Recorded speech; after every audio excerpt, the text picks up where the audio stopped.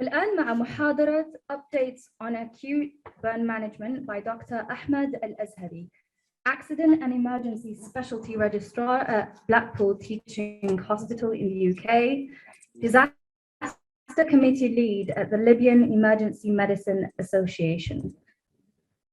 Doctor, you have 25 minutes and the mic is yours.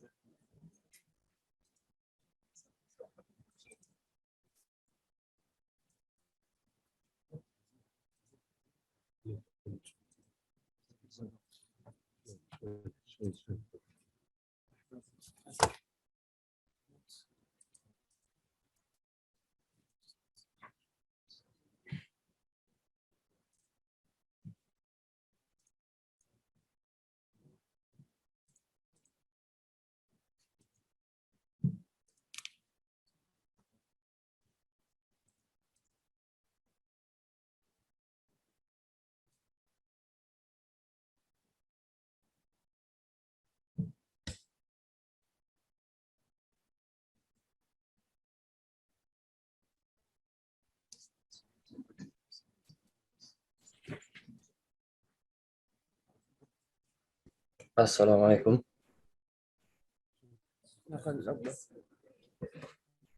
السلام عليكم. وعليكم السلام. وعليكم السلام ورحمة الله. الصوت واضح؟ واضح إن شاء الله. واضح. Alright. السلام عليكم، نهاركم سعيد. بارك الله فيهم الدكاترة اللي موجودين هنايا. معظمهم كانوا زملاء ومعظمهم كنت متلمذ تحتهم. نحب نشكرهم من هنا، بارك الله فيهم وربي يزيد في علمهم.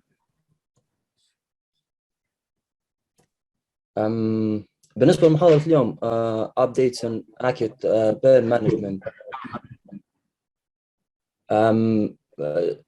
Seriously, it's not an update.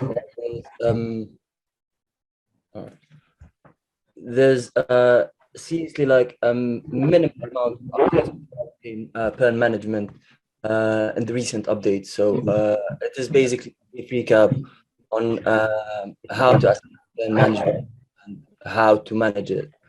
So just the basic things, it's like going into first aid courses basically. So we start first with pathophysiology of burn management and how to assess burn patient. The pathophysiology is quite simple. It's basic.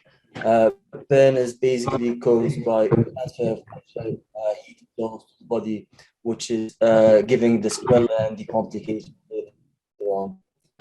Heat might be transferred to an object or directly to the skin or to the body itself. During our practice, we have seen plethora of burn cases, and we have managed successfully to resuscitate them and to return them back to their normal life. There's different categories in terms of, but it will not alter the management ultimately. So there's thermal one, the one that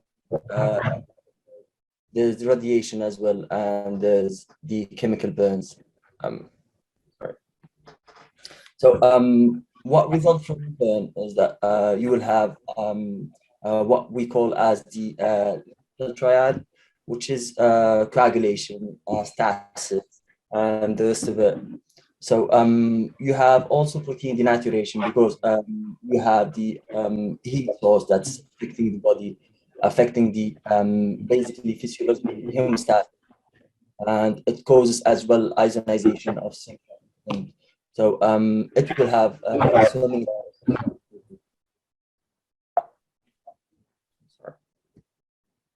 So this is continuation of as I said, I'm not going to take so long, but I'm going to give a short emphasis and focus on topics that we need to address in the future. Because in the history of burn management, no one, like literally no one, failed to recognize burn by itself. But what we fail to recognize is the complication that comes afterwards. So we have, as continuing pathophysiology, we have the skin and then we call the upper airway, which is the most sensitive part because when we want to assess it, we go A, PE, we give much focus toward the airway because it's one of the main emergencies that we would like to address in the future. If there's any compromise in the airway, it means that we're going to compromise the respiratory functionality of the body. As there's any distraction in there, it needs to be recognized as early as possible and then addressed as early as possible. Sorry. There's also like deep tissue, including the viscera damaged by electrical burns through prolonged contact with the heat source. And so I'm just going to pause a little bit. There's raised hands.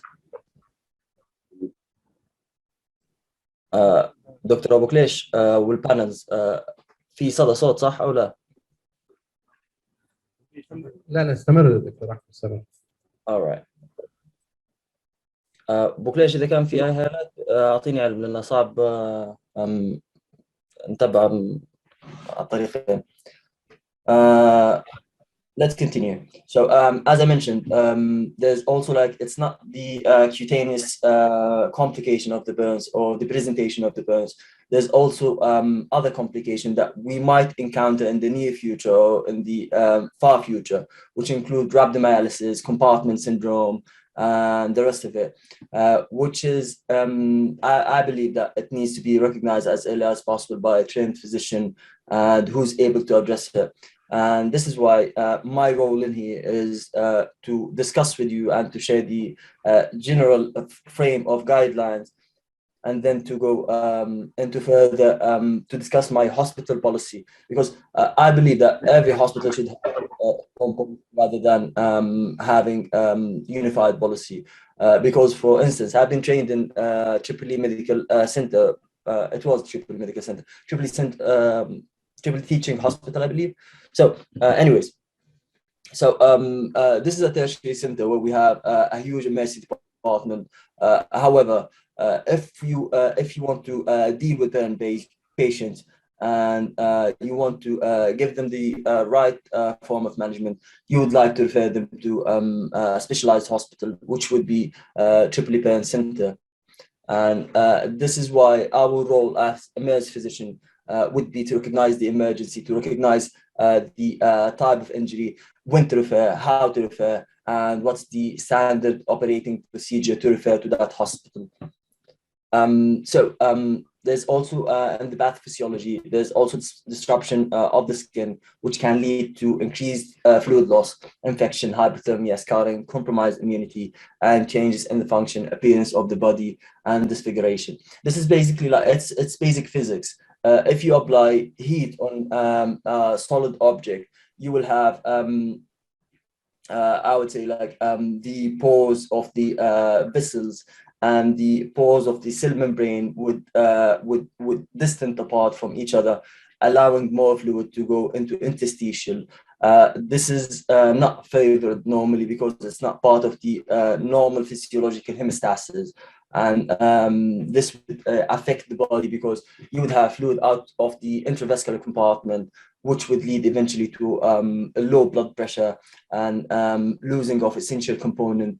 As I mentioned earlier, low fluid in the intravascular compartment would lead to viscosity, coagulopathy, and as well it would lead to increased hematocrit component in the vessels. Let's carry on. It's essential to assess the burn injury in the right way. It mainly depends on different factors. So there's first of all the depth of the burn, which would give us the greatest scheme of assessing and categorizing the burn injury. So this is first thing is the depth, and then the area that is covered, the type of the burn injury, the duration. This would ultimately give you like a general idea about the burn. So for example, in here we have a case of scalded burn in an adult. This is like 1 second contact with extremely hot body, extremely hot object. You touch it for 1 second, and then later on you will develop burn injury, and it's your role as emergency physician to assess whether it was first degree, second degree, or third degree, and we will have the different nomenclature of these kind of injuries. So in this 1 second, you will develop the pathophysiological pathway that we have discussed earlier on. So classification, as I mentioned, so it's according to the depth and to the extent of body surface that is injured. The depth, it's really hard. It's difficult to assess the depth of the burn, also for the experienced physician. I mean, for first degree or second degree burn, third degree burn, it is the same, but it's easier to recognize the first degree burn rather than second degree and third degree. Abu Kleish, sorry, can you give me timing, Abu Kleish? Because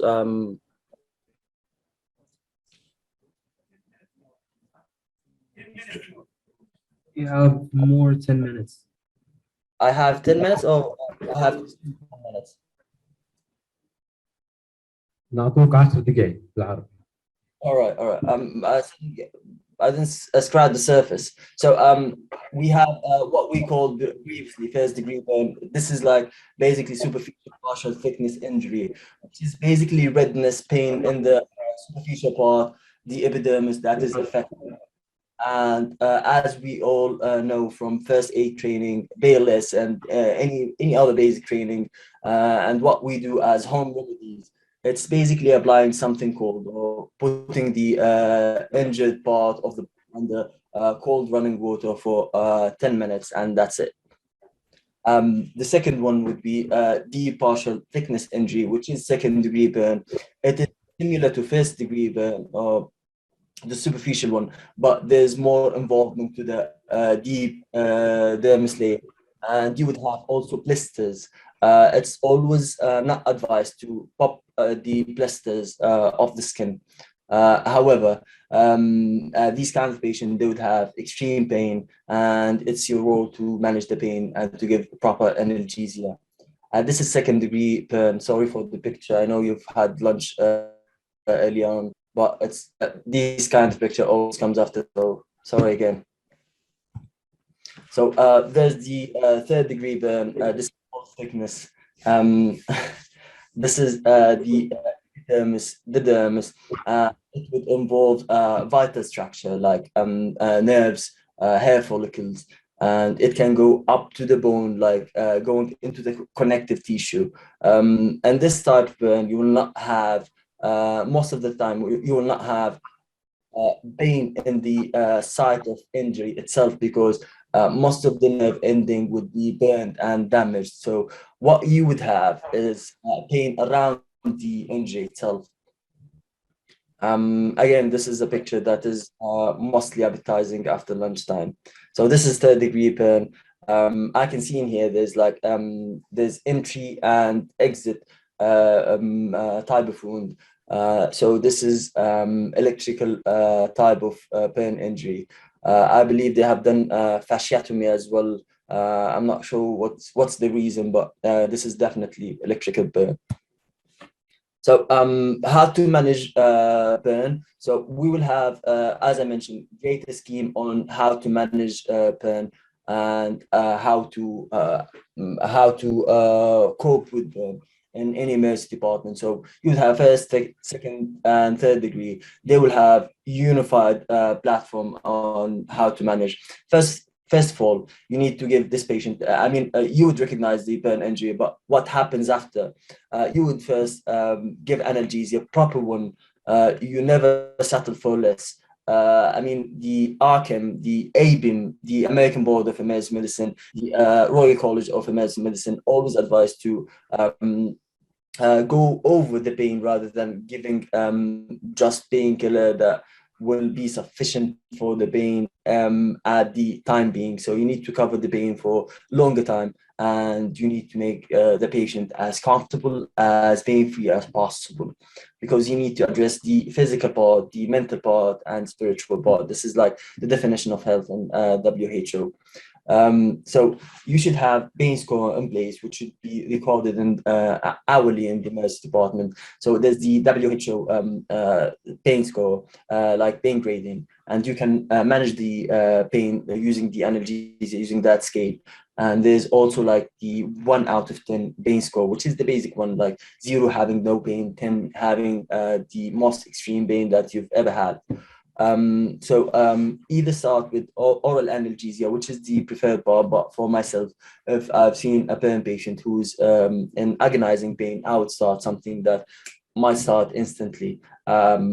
Like intravenous, but in here we have the luxury of using Entonox, which is basically nitrous oxide. It gives a little bit of relieving effect on the body itself. Nitrous oxide is basically the laughing gas.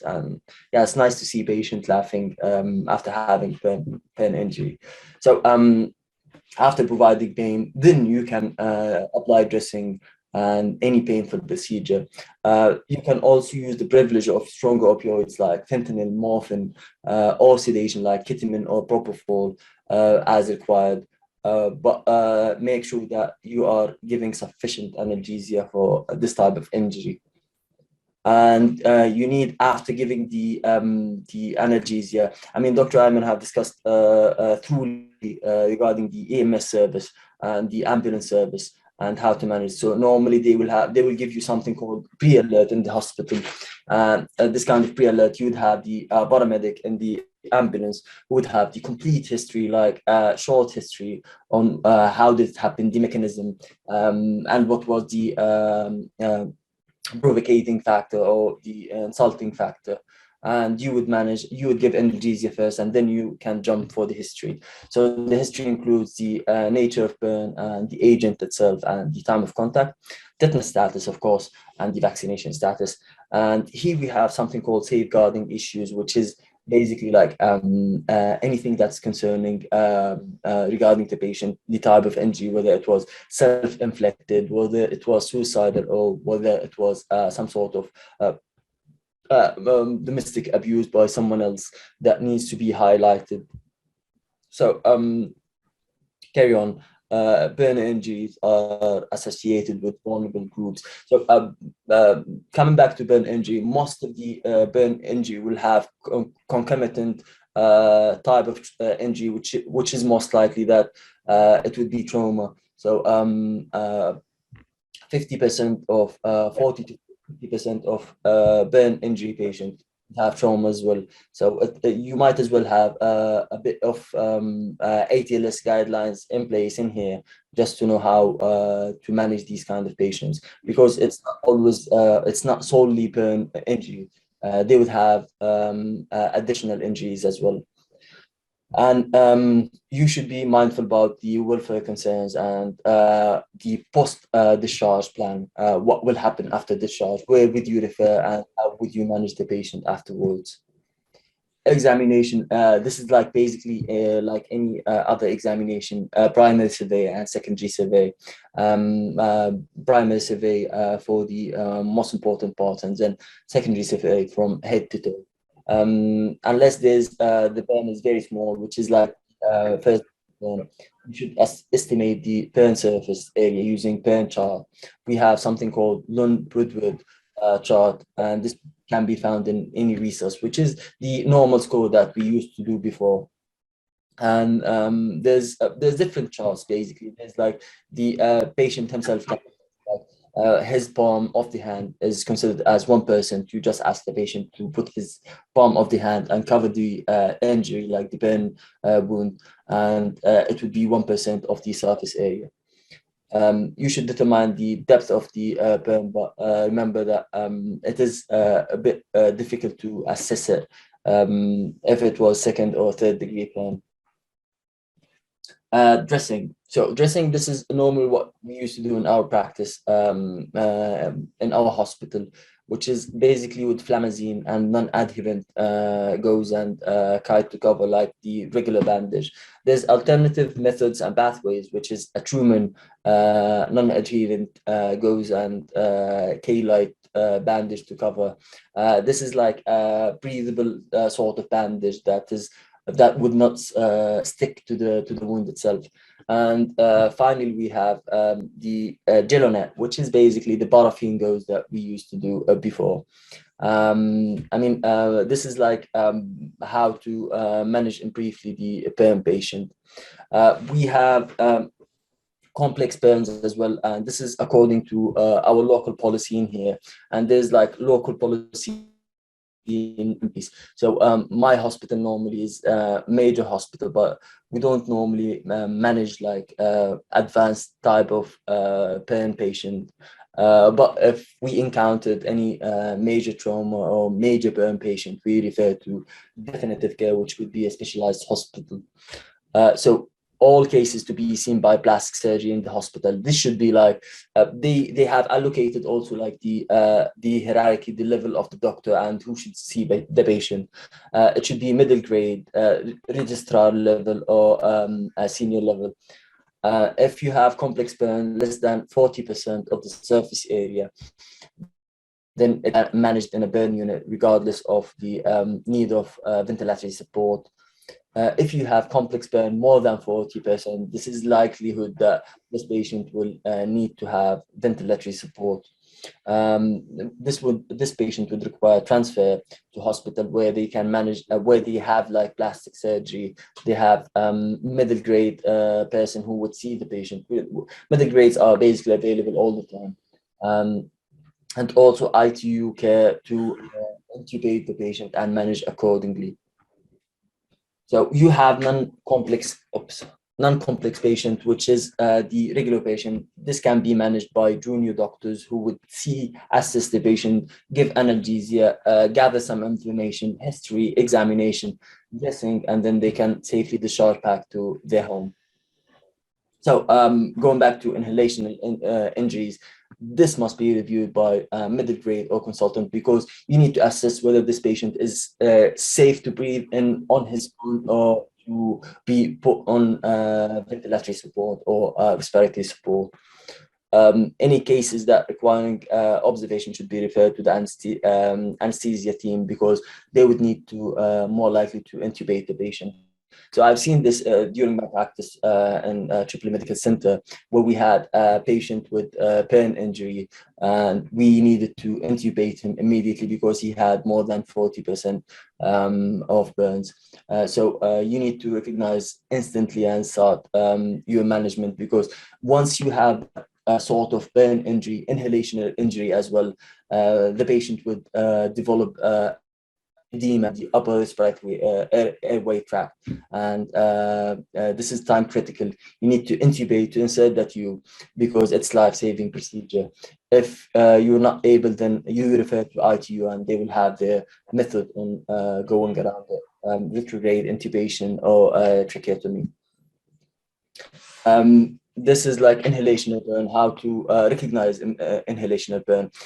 It's not how to recognize the burn injury, how to recognize the complication that follows. 2 minutes. 10 minutes. Two. Clean. All right. Juice. All right. I would use these 2 minutes. I mean, it's basically so to show you a trick. Sorry. It's useless to have 2 minutes. Buklesh, give me 5 minutes or 10 minutes. I still have 5 more slides, or less than that. So coming back to inhalation injury, there's a history of exposure to enclosed space where there's like a fire that took over, any burn or explosion that's close to the face, and there's carbonaceous sputum, there's hoarseness of voice, there's single nostrils or facial hair that is burned and spewed inside the nostrils. There's striders or signs of upper respiratory tract obstruction. So this is like normally these signs, the main signs that you would need to recognize in order to address this kind of injury. Sorry. There's also the chemical burns. It's basically the same like we have studied before. Wash, irrigate with normal saline water or anything that's similar to that. Never apply anything else. Always refer or ask for someone who's more senior than you if you were in a junior post to see this patient and to give his input. Hydrofluoric acid, which is basically the same that, but they will have other squalors. So you need to apply calcium gluconate just to remove the hydrofluoric acid. This is basically internal policy on when to refer, how to recognize the burn injury. And this is the again the referral one.